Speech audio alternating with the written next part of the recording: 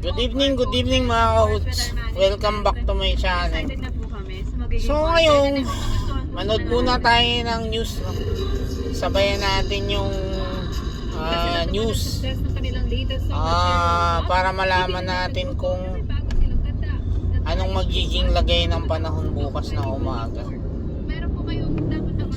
But anyway, just to inform everyone, yung mga ano ko dito, no? Nag-start na yung nag-start na yung business namin ngayon ng Shirataki. At buwan naman, no, ay meron na tayong nabentang 3 packs pa lang naman. So far 3 packs pa lang naman, but meron ng pending na iba pang orders, no. Tapos nagkaroon na rin tayo ng mga inquiry. Nagkaroon na rin tayo ng mga inquiry about doon sa yung isa kasi nag-inquire kanina na 1,000 packs at 1 kilo, so 1,000 kilos yung tinanong niya ako magkano. But anyway, yung price natin, again, ang selling price ng Shirataki ay 320. Yun yung selling price natin. Although we have a reseller price, meron tayong reseller price at 280, no? 280 yung reseller price natin. Although may requirements siya na volume, kung gaano ang minimum, no, may requirements yan. And then negotiable pa siya, no. The good thing is negotiable pa siya. Yung 280 natin ay negotiable pa yan, as long as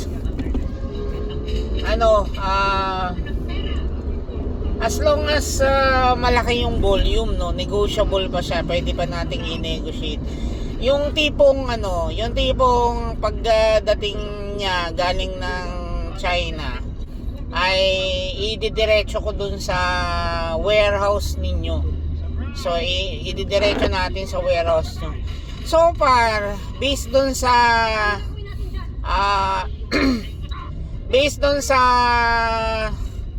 pag-check natin dun sa prices ng iba, we are the lowest, no. Yung selling price natin is the lowest, yung 320, no. Ang sunod sa 320 ay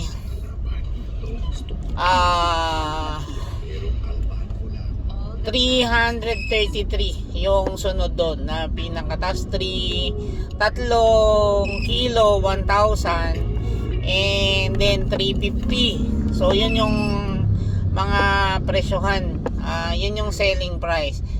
But again, yung namin, nagbebenta kami. In fact, in-offer ko na yan doon sa sa ibang employee ng company namin. In-open ko na para magkaroon din naman sila ng business. So may bumili na rin kanina lang yan pinost, at may bumili na rin. So medyo tinitingnan natin na hindi pa naman talaga siya totally hahataw, kasi nga ipinost natin yan parang Sunday lang. So normally yung mga tao ay meron naman yang kinukuhanan before, no. The good thing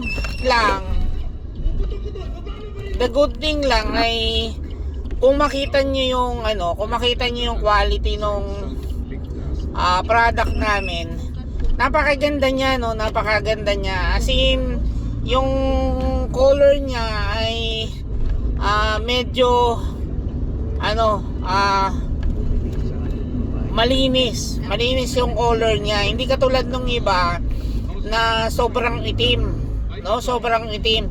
Yung sa amin nasa tamang color lang ng Shirataki, kasi pangit din yung sobrang white. 'Di ba, na-explain ko naman na yan before, na pag yung Shirataki sobrang white, may dinaanan niya na refinery para maging ganun siya kaputi, 'di ba? So hindi rin maganda na sobrang puti yung shirataki natin, no? Hindi rin maganda. So tamang-tama lang yung color ng shirataki natin kasi normally yung root crop kasi yung konjac na ang pangalan nito, yung konjac na root crops kasi ay kulay yellow naman talaga yon. So kulay yellow yan, kaya hindi naman natin in-expect na super white siya. Kung super white siya, yun again, dumaan siya, nirefine siya, no, para maging ganun siya kaputi. So yun yung kagandahan ng quality, no. Maganda yung quality nung nakuha nating konjac rice. Actually yung konjac rice ay maraming health benefits because 97% ano siya kasi, yung compared to rice, maliit lang kasi yung carbohydrate niya, no. 11 grams lang yung 11 grams lang yung kanyang carbohydrate, calories, plus yung carbohydrates niya, yung carbs niya is 3 grams lang, no, 3 grams lang. So as compared sa rice na 33 at saka 16, 'di ba? So super nakakataba talaga yung rice as compared dito sa shirataki. Kasi yung shirataki is made up of konjac, root crops, and pangalan nito, and yung seaweeds, no? So healthy siya.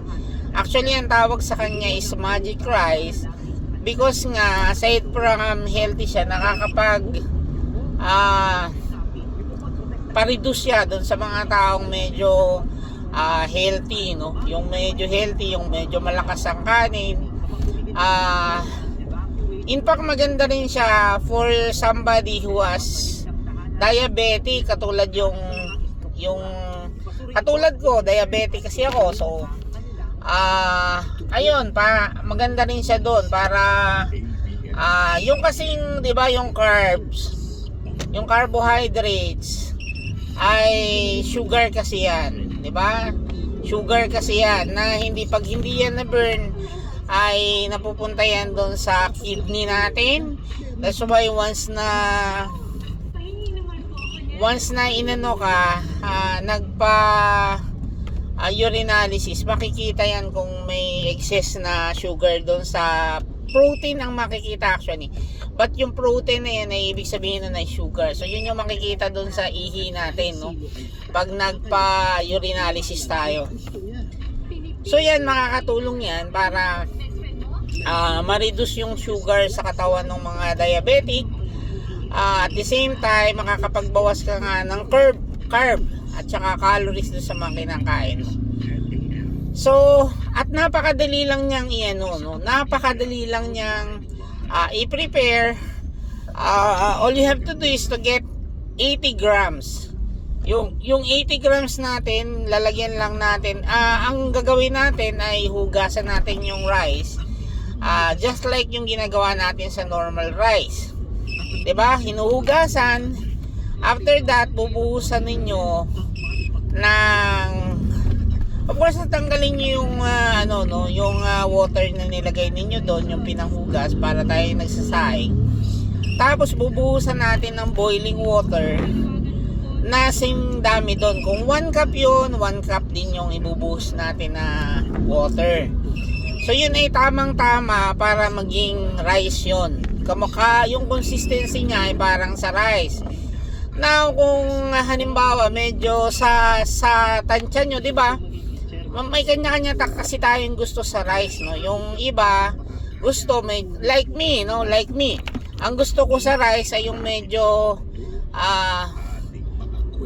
matigas. Mas gusto ko kasi yung matigas, no? Ayoko yung mga sobrang lalambot na bigas, no? Pag gusto mo ay ganun, 1:1. So 1 cup of rice and 1 cup of boiling water. Yun yung ilalagay mo para makuha mo yung consistency na ganon. Now, kung mahilig ka naman sa medyo dry, yung malambot, di ba? Yung wet pala, sorry. Kung gusto mo naman ay wet, medyo malambot, magdadagdag ka ng 20 ml. So, ibig sabihin, kung 80 ml yun, gagawin mong 100 ml yung ilalagay mong tubig. That's why, yung boiling water, no? That's why,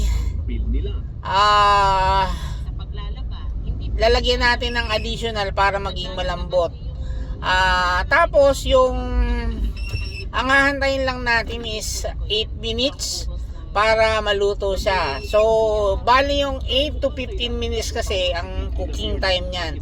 So, ibig sabihin, magiging 8 minutes siya. Kung halimbawa, boiling talaga yung water, inilagay mo dun sa rice, 8 minutes, in 8 minutes, ready to eat na yung rice mo. Ngayon, kung galing lang sa thermos at hindi naman siya boiling, baka aabot siya ng 15 minutes, no? Baka aabot siya ng 15 minutes. So, ganun yung procedure ng pagluto sa kanya. Hindi kasali sa galaw ang mga lifetime users. Ang bawat singil naman sa Maynila ay 80. Tapos very healthy siya. Very healthy siya. Kahit mag-overeat ka, ay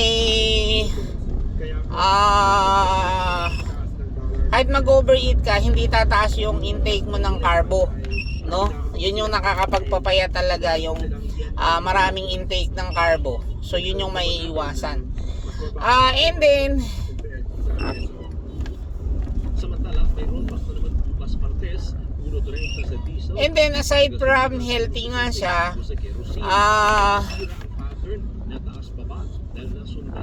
papayat ka doon, di ba? Papayat ka doon, tapos magiging since nga yung, for example, yung seaweeds, di ba? Good kasi yan sa health ng tao. May improve yung anong tawag doon? Yung pag-burn ng fats sa'yo.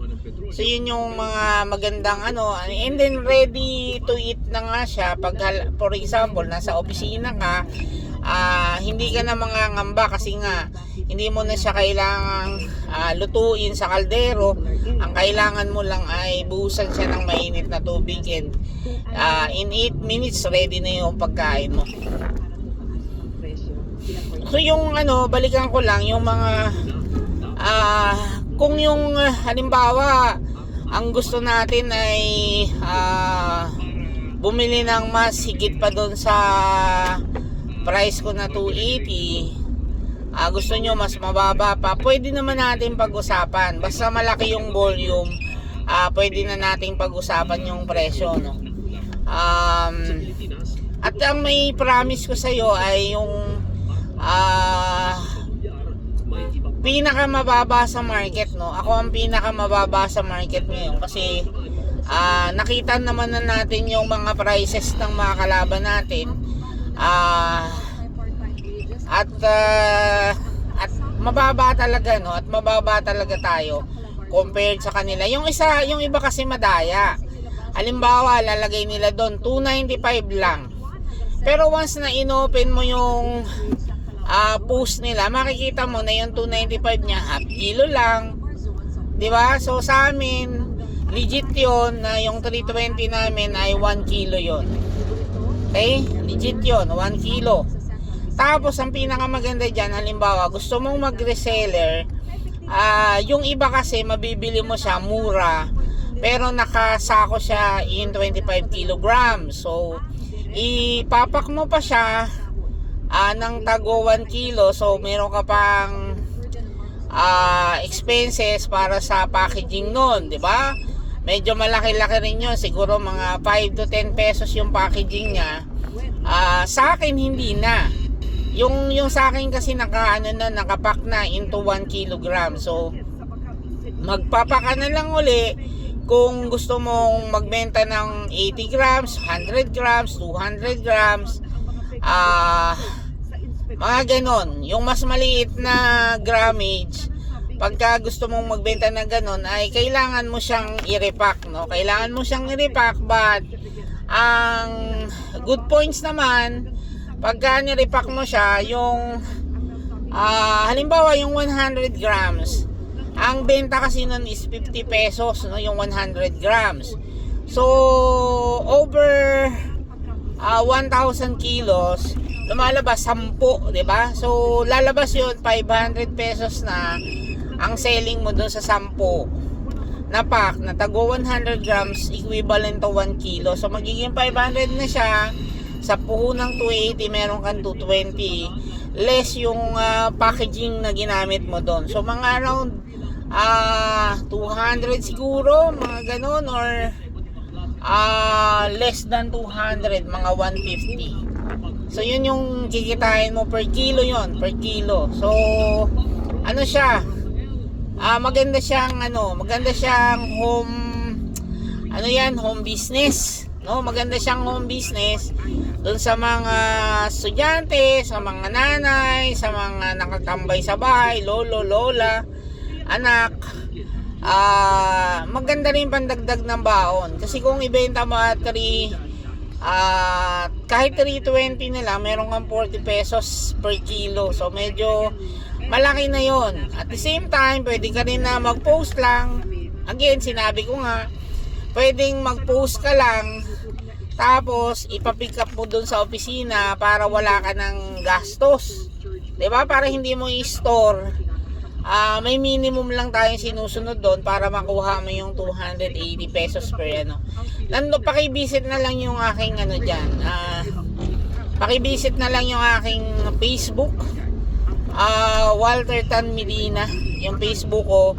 Nandun yung nandun yung need nating quantity na bibilhin para maka-avail tayo ng different prices, no? So yun. But hopefully yung mga gusto ng magkanegosyo na malaki, pwede rin naman na mas malaki yung bawas sa presyo, pwede nyo rin naman akong i-PM at bibigyan natin ng malaking discount. Basta diretso na sa inyo. Yung pagkadating dito sa Pilipinas, ididiretso ko sa inyo yung delivery. No, nakapack na naman siya, don't worry, nakapack na siya. Pagdating sa inyo ay nakabox siya na meron siyang 12 pieces na or 10 pala, sorry. 10 pieces na tago 1 kilo. So meron ng ganon na 10 pieces per box na tago 1 kilo. So no need na to repack kung ibebenta nyo ng per kilo din, no? No need na. So yun ang kagandahan. Yung iba kasi nagbebenta rin sila pero naka 25 kilograms tapos magpapaka pa doon. So may additional expenses ka pa doon at may effort ka pang gagawin para makuha yan. So yun. So lahat, nananawagan ulit ako doon sa mga gustong mag business, home business, online business. Yun, paki-PM nyo lang ako at tutulungan ko kayong magka-negosyo with or without puhunan. Tuturuan ko kayo ng with or without puhunan. Bibigyan ko kayo ng tips kung paano gawin yon. Pwede kami kasing dropshipping din. Mag-post lang kayo sa Facebook basta na may benta kayo.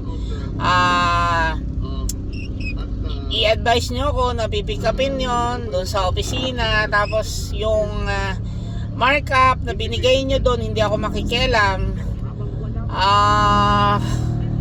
Tapos i-gcash ko na lang yung markup na binigay na pinatong nyo doon. So yun, pwede kayong kumita kahit wala kayong puhunan. Nagpapakita ng iba-ibang antas ng peligro na dala ng mga hazards gaya ng lindol at baha sa ilang lugar. Actually merong bios dito sa katabi ko. Doon sa likod ng trunk niya may nakalabas na bra. Kulay pink. Hindi niya siguro napansin. May kulay pink doon na na bra.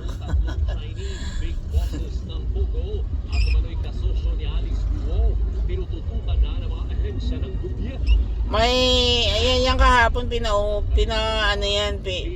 ko yan kay Alice Go. Yung sabi nila parang may big boss daw si Alice Go. Might be meron siya, pwede naman na kasosyo lang siya, pwede kasi pinagalitan daw niya eh. So probably may ano siya, may hindi naman pwedeng boss at pwede rin nakasosyo lang. Grabe ang traffic, sobra naman OA.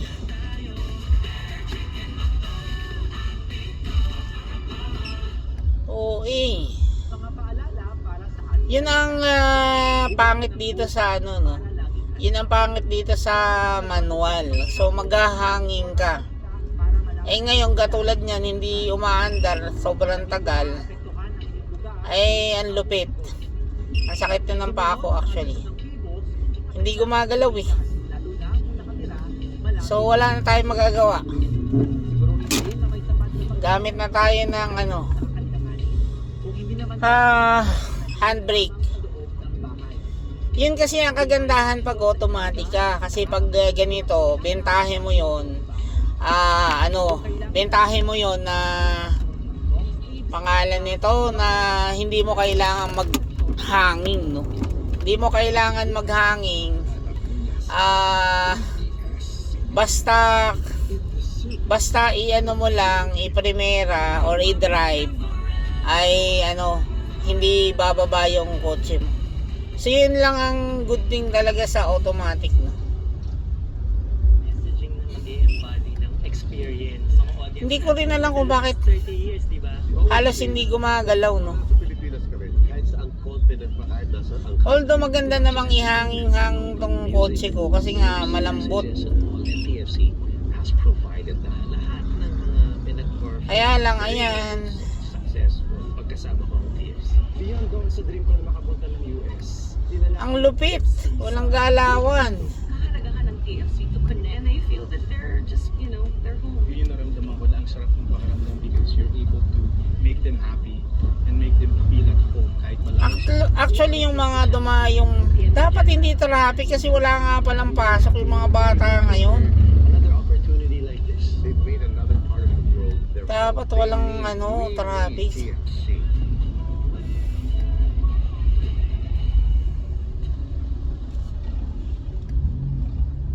Kaya lang sobrang traffic.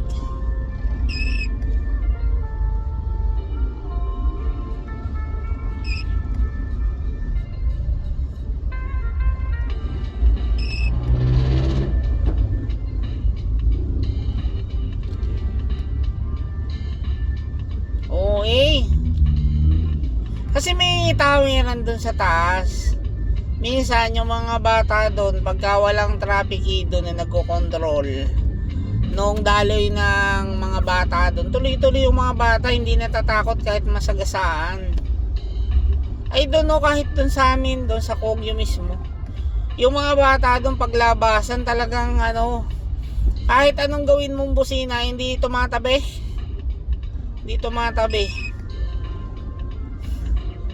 Kaya naman yung coaching pula, yung Vios, nakasabit pa rin yung bra.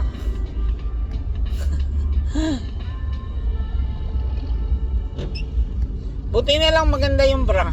We're bigger, louder, Walang libag-libag. this time around forever. Same way again. Kasi kung malibag-libag ay nako, mamaya niya yung mapapansin. Sigurado medyo hiyang-hiya yung may-ari niya.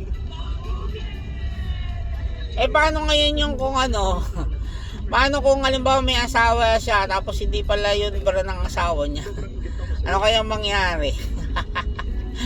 Ay nako, nakaisip tayo ng kalokohan. Ang gulo, saan ako lulugar din? Kasi nakasabit dun sa mismong trunk yung bray. Ibig sabihin nung isinara niya yung trunk, hindi niya napansin na may nakalawit na isang bra na kulay pink. The right choice if it comes from the heart. You are my spark. You're not my spark. Let the sparks Ang labo nung TV ko dito sa kotse. Kasi nga mahina yung pangalan nito. Mahina yung signal ng internet. Pag mahina kasi ganyan.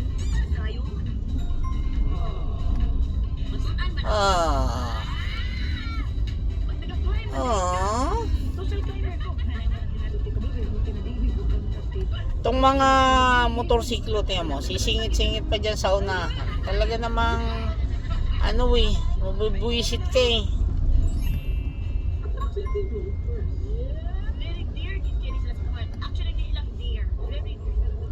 Ayan, medyo malapit na ako makalusot dito. Ang hirap actually, no?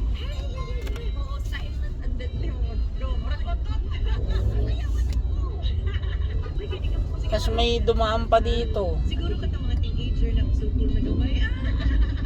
Dili man sa point, pero sa in-love di ay.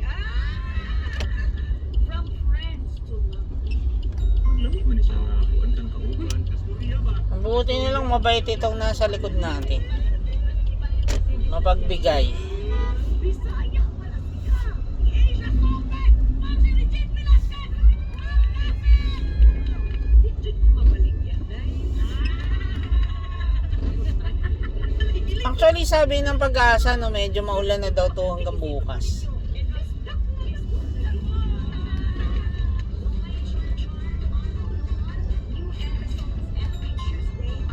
Low pressure area pa lang naman yung bagyo, no? Parang dalawa yun. Senior yata yung pagka naging bagyo at pumasok dito sa Philippine Area of Responsibility. Si Hiner ang pangalan. Nakakala ko nga Gina. Kaya sabi ko dun sa staff ko, malakas yung kung Gina. Kasi Tabacho yung Gina. Yung staff ko kasi na si Gina Tabacho. So, sabi ko malakas kung si Gina yung pangalan ng bagyo kasi nga mataba. Malaki yung coverage.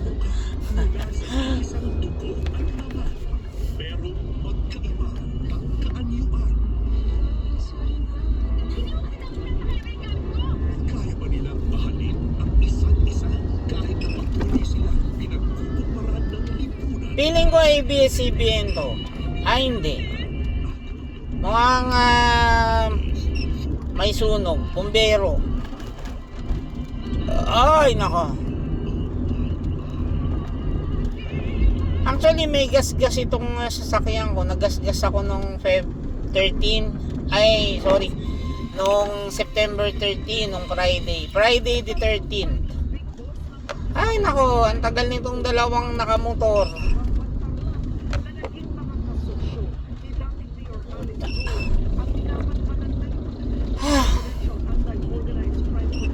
Ang hirap. Doon lang naman traffic, no, the rest ay okay naman. Kasi ano na ako umalis 6:30 na, 7:21, so less than an hour nandito na ako sa Kogyo. So ibig sabihin maluwag talaga. Except yung pag-ray. Ano? Tatlong business partner ni dating Mayor Alice Go na sina Wang Ziyang, Guan Renwu at Zhang Ji. Sila mga Chinese na big boss umano ng Lucky South 99 at nangguguhap sa Bangbantar lang ayon sa PAO. Si Guan Renwu ang dati na Triad nga siguro yan kaya ano na yan, no? CBN at natukoy ng PAO na isa sa apat na muling protektor ni Go habang siya ay nasa Indonesia.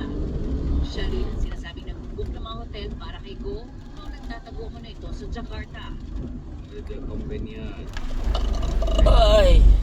Nakunan din si Wu na kasama at kasunod ni Go. Sige na lang muna, paalam na muna ako at malapit na rin ako sa bahay. Thank you, bye.